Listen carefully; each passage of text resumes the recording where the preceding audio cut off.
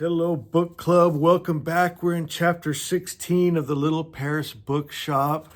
This was a funny one. I'm loving the humor. So, our French word today is quoi? What? And you know what? I've been going back every day and just through the words that we've learned and putting them into sentences, and I'm actually learning French. It's kind of fun. Let me just read some of this. It's hilarious. Oh, will you please take those earmuffs off, Jordan? Listen to how quiet it is. Shh, not so loud. And don't call me Jordan. It'd be better if I gave myself a code name. Oh, yes? What? I am now Jean Perdue. With all due respect, I'm Jean Perdue. Yeah, brilliant, isn't it? Shouldn't we be on a first name terms? No, we shouldn't. So he's trying to think of a name. He takes Monsieur Perdue's name. Ridiculous. And then this cracks me up. Jordan pushed his earmuffs back and then sniffed. It smells of fish spawn here. Then Perdue's all, can you smell with your ears? Like he pushes his earmuffs back to smell. It's so stupid. It's hilarious. I love the humor in this book. Oh, so now they're off on their adventure and they're starting to realize, that song from Eminem, oh, there's gravity. Oh, here comes reality. They're running out of food. They don't have any money. It's just the reality of this adventure coming to their minds that, what are we going to do? Monsieur Perdue sighed. A few minutes ago, he'd been feeling like a buccaneer and now a rookie.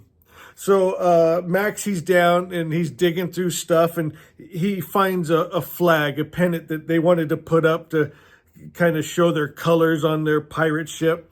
And I love the description of this. It was a black and gold bird with outspread wings, but on closer viewing, one could see a stylized book with a spine forming the bird's body, and the cover and pages were its wings. That's perfect for the barge. The paper bird had an eagle's head and wore an eye patch like a pirate. It was sewed on oxblood red fabric.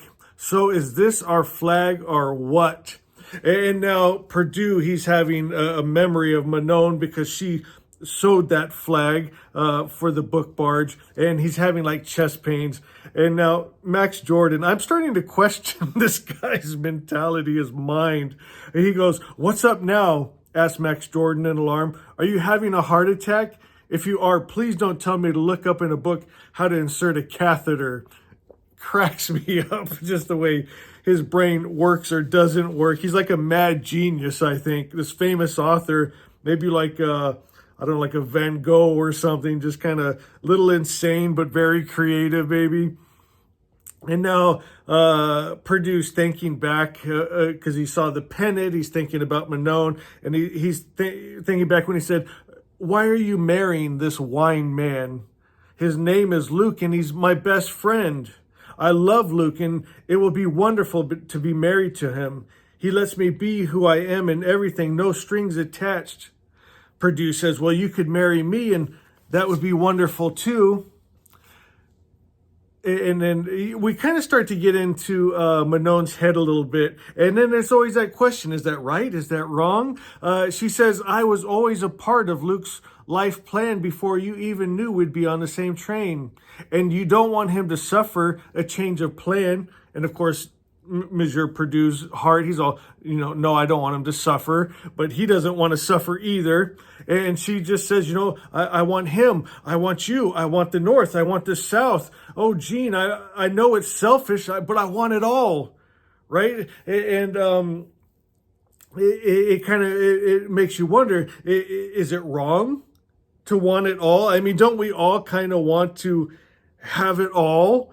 And but when you live a while like I have, I'm in my 50s, you kind of find that you can't get it all, going about it the wrong ways, right? We've seen that with sex, alcohol, drugs, right? And you're thinking, well, I want to feel good. I want it all. But it doesn't bring that. And it brings actually the opposite a lot of times, more pain and suffering.